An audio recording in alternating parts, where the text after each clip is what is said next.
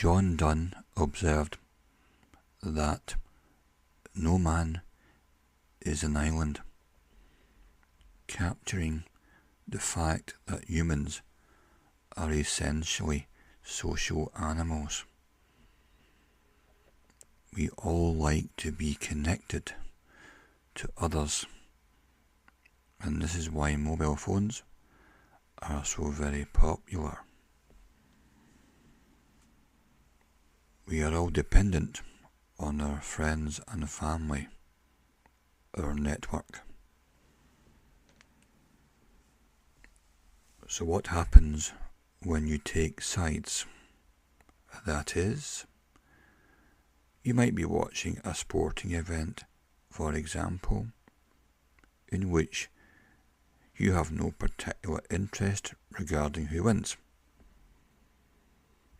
but yet you soon find yourself preferring one side to another.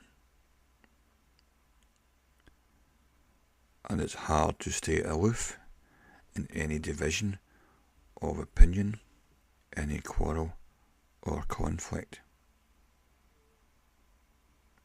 Group thinking could be seen as an evolutionary advantage. Clubbing together against a tiger or gang of aggressive strangers has obvious survival value.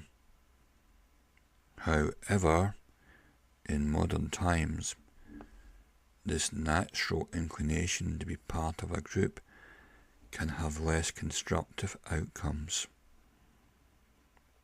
This is a madness of crowds.